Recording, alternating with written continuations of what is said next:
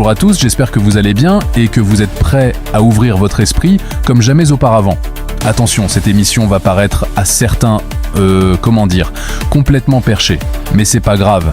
L'émission du 14 janvier 2026 de Candace Owens m'a donné envie d'approfondir ce qu'il en est vraiment de ces Looking Glass, cet appareil qui permettrait de voir les différents futurs possibles. Et vous allez voir que l'égrégore de 21h21 va prendre tout son sens ici. Vous allez comprendre. Aujourd'hui, on ne va pas parler de science-fiction, même si ce que je vais vous raconter y ressemble à s'y méprendre. On va parler d'histoire, d'archéologie interdite et surtout de la structure même de notre réalité. Installez-vous confortablement. On va plonger ensemble dans l'un des dossiers les plus fascinants, les plus complexes et sans doute les plus inquiétants de l'ère moderne, le projet Looking Glass. Si je vous dis voir le futur, vous pensez probablement à une boule de cristal, à Nostradamus, ou peut-être à des gadgets technologiques qu'on voit dans les films Marvel. Mais ce dont il est question ici dépasse l'entendement. On parle d'une technologie qui aurait été utilisée par des structures secrètes, bien au-delà des gouvernements officiels, pour observer, analyser et tenter de manipuler l'avenir de l'humanité. Mais attention, ne vous méprenez pas sur le nom. Quand on parle de Looking Glass ou de miroir, on ne parle pas de lunettes de réalité augmentée ou de casques de réalité virtuelle qu'on achète en magasin. Le terme est une référence directe à l'œuvre de Lewis Carroll, De l'autre côté du miroir. Pourquoi ? Parce que, comme Alice, une fois que vous traversez cette interface, les règles de la physique, du temps et de la causalité ne sont plus du tout les mêmes. Alors, qu'est-ce que c'est concrètement ? D'après les témoignages de plusieurs lanceurs d'alerte, dont des physiciens et d'anciens militaires ayant opéré sur des sites comme la zone S4, près de la zone 51, le dispositif Looking Glass n'est pas un objet que l'on porte. C'est une structure massive. Imaginez un dispositif complexe, composé d'anneaux rotatifs, utilisant des champs électromagnétiques extrêmement puissants pour courber l'espace-temps. Pour comprendre le principe, il faut revenir à la base de la physique théorique. Imaginez le temps non pas comme une flèche qui va tout droit, mais comme un fleuve. Un fleuve avec des courants, des tourbillons et parfois des embranchements. Ce que fait le dispositif Looking Glass, c'est qu'il permet de placer une caméra, ou plutôt une conscience, au-dessus de ce fleuve pour voir où l'eau va couler. Le cœur du système reposerait sur la manipulation de la gravité. En injectant un gaz spécifique souvent décrit comme de l'argon ou un isotope radioactif, dans un champ magnétique en rotation, le dispositif créerait une distorsion locale, une sorte de mini-trou de verre. Et à travers cette distorsion, on ne voit pas seulement une image floue, on accède à des probabilités. C'est là que ça devient fascinant et pédagogique. Le Looking Glass ne montrait pas un futur gravé dans le marbre, il montrait les futurs probables. Prenons un exemple très concret pour illustrer ça. Imaginez que vous teniez un dé dans votre main. Avant de le lancer, il y a 6 futurs possibles. Le Looking Glass, c'est comme si vous pouviez voir le dé rouler au ralenti et anticiper sur quelle face il va tomber en fonction de la force du lancer, du vent et de la surface de la table. Pour les élites qui utilisaient cette machine, c'était l'outil stratégique ultime. Si vous savez que telle décision politique a 80% de chances de provoquer une révolte et 20% de chances de passer inaperçue, vous ajustez votre tir. C'est de la triche à l'échelle cosmique. Mais d'où vient cette technologie ? Est-ce que des humains ont inventé ça dans un garage, dans les années 50 ? C'est peu probable. C'est ici que l'histoire rejoint l'archéologie mystérieuse. Beaucoup d'indices laissent penser que le Looking Glass n'est pas une invention, mais une redécouverte. On parle de rétro-ingénierie sur des technologies qui n'ont rien d'humain ou qui datent de civilisations disparues. Regardez du côté de l'ancienne Sumer, de Babylone ou de l'Égypte. Vous avez tous déjà vu ces représentations de sceaux cylindres sumériens. On y voit souvent des divinités ou des rois manipulant des objets étranges, parfois des sortes d'arbres de vie ou des dispositifs techniques. Certains chercheurs pensent que ces cylindres n'étaient pas juste symboliques, ils étaient la représentation de cette technologie de vision. Il y a une théorie passionnante qui dit que le Looking Glass fonctionne un peu comme la glande pinéale humaine. Vous savez, cette petite glande au centre du cerveau, souvent appelée le troisième œil.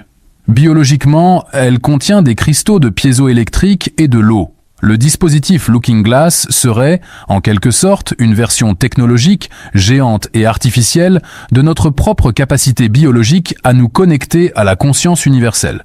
C'est pour ça que les opérateurs de la machine ne se contentaient pas de regarder un écran.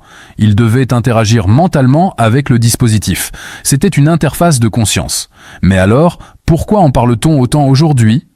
Pourquoi ce sujet revient-il en boucle ? C'est à cause de ce qu'on appelle la convergence des lignes temporelles.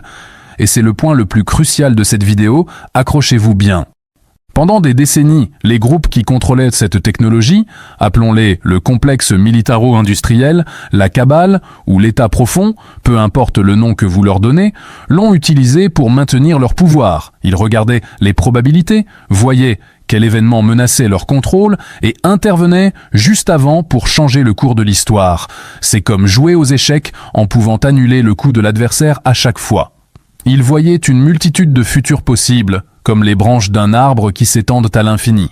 Cependant, quelque chose d'étrange s'est produit. Au fur et à mesure qu'ils avançaient dans le temps, vers la fin du XXe siècle et le début du XXIe, ils ont remarqué un phénomène terrifiant pour eux. Les branches de l'arbre commençaient à se refermer, les options diminuaient. Peu importe les manipulations qu'ils tentaient, peu importe les guerres qu'ils déclenchaient ou les crises économiques qu'ils provoquaient pour dévier le futur, toutes les lignes de temps finissaient par converger vers un même point, un nœud inévitable. Ce nœud, ce goulot d'étranglement temporel, se situait autour de l'année 2012. Pourquoi 2012 ? On a beaucoup ri du calendrier Maya avec le film Catastrophe et les prédictions de fin du monde. Mais c'était une mauvaise interprétation, volontairement moquée pour cacher la vérité. Les Mayas ne prédisaient pas la fin du monde physique, ils prédisaient la fin d'un cycle de temps et le début d'un nouveau. Ils parlaient d'une transformation de la conscience. Le Looking Glass a confirmé mathématiquement ce que les anciens savaient spirituellement. Imaginez un immense entonnoir. Vous pouvez lancer des billes qui représentent nos choix et nos événements, de n'importe où sur le bord de l'entonnoir, avec n'importe quelle vitesse. Au début, elles ont des trajectoires différentes, mais à la fin, elles tombent toutes, sans exception, dans le trou central. Ce trou central, c'est ce qu'on appelle l'éveil de l'humanité, ou le grand réveil. Selon les lanceurs d'alerte comme Bill Wood, aussi connu sous le nom de Bill Brockbrader, les élites ont paniqué. Ils ont vu que, passé ce point de convergence autour de 2012, qui s'étend parfois, selon les calibrages, jusqu'en 2016 ou 2020, ils ne pouvaient plus rien voir. Le système ne renvoyait plus d'images, plus de probabilités, juste un mur blanc, un brouillard épais. Pourquoi ? Il y a deux explications possibles, et les deux sont fascinantes. La première, c'est que le futur après ce point devient tellement fluide, tellement dépendant de la conscience collective de l'humanité, qu'aucune machine ne peut le calculer. C'est comme si nous passions d'un destin tracé par d'autres à une page blanche que nous devons écrire nous-mêmes. La seconde explication, c'est que les lignes de temps se sont effondrées pour n'en former qu'une seule. Avant, nous vivions dans une réalité où le passé et le futur pouvaient être manipulés. Mais après 2012, nous serions entrés dans une phase de vérité. Le temps des illusions est terminé. C'est pour cela que le monde actuel vous semble si chaotique. Avez-vous remarqué ? Depuis 2012, et encore plus visiblement depuis 2016 ou 2020, tout semble s'accélérer. Les mensonges sont révélés plus vite, les institutions qui semblaient intouchables s'effondrent, la confiance disparaît.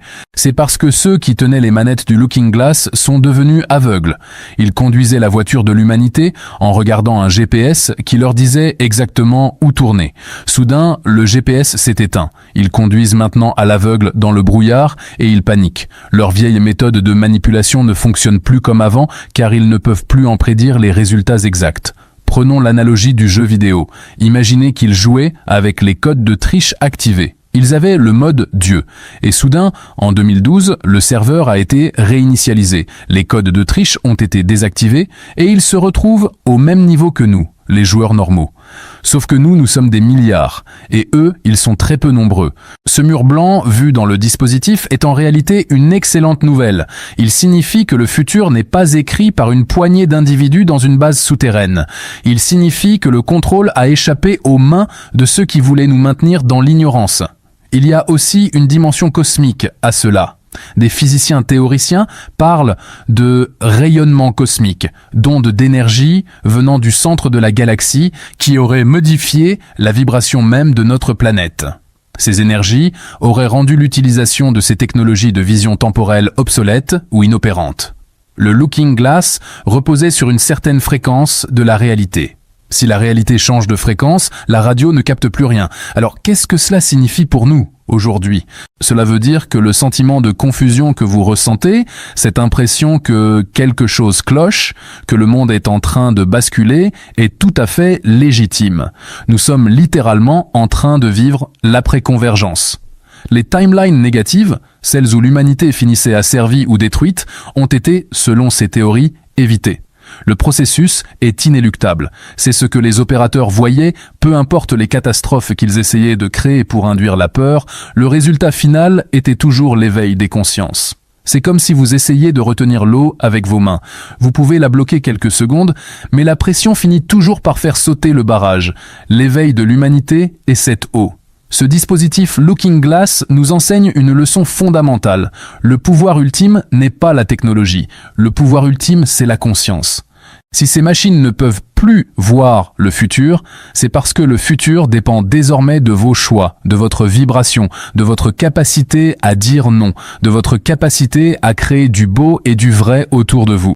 Nous sommes sortis de la boucle temporelle artificielle pour entrer dans le temps réel. C'est vertigineux, n'est-ce pas, de se dire que toute notre histoire récente a peut-être été un jeu d'échecs truqué jusqu'à ce que la table soit renversée. Je vous invite vraiment à faire vos propres recherches sur le sujet. Creusez les noms de Dan Burich, regardez les interviews sur le projet Camelot, intéressez-vous aux brevets sur les technologies de vortex magnétique. Vous verrez que la science officielle et ce qu'on appelle la science-fiction ont des frontières beaucoup plus poreuses qu'on ne le croit. Nous vivons une époque extraordinaire. Nous ne sommes plus des spectateurs passifs d'une ligne de temps décidée par d'autres. Nous sommes redevenus les acteurs. Le brouillard que voyaient les machines, c'est en fait la lumière de nos potentiels infinis. Il serait peut-être judicieux d'utiliser le pacte 21, plus fort que jamais. Pour ceux qui ne savent pas ce que c'est, je vous mets le lien dans la description de la vidéo. Et je vous mets également le lien vers la vidéo de Candace Owens en français, qui m'a inspiré le thème d'aujourd'hui. J'aimerais beaucoup savoir ce que vous en pensez. Est-ce que cette théorie de la convergence de 2012 résonne avec votre ressenti personnel? Avez-vous senti ce basculement? Dites-le moi en commentaire, c'est toujours passionnant d'avoir vos retours. Votre expérience est une pièce du puzzle. Si cette plongée dans les mystères du temps vous a plu, c'est le moment ou jamais de soutenir la chaîne.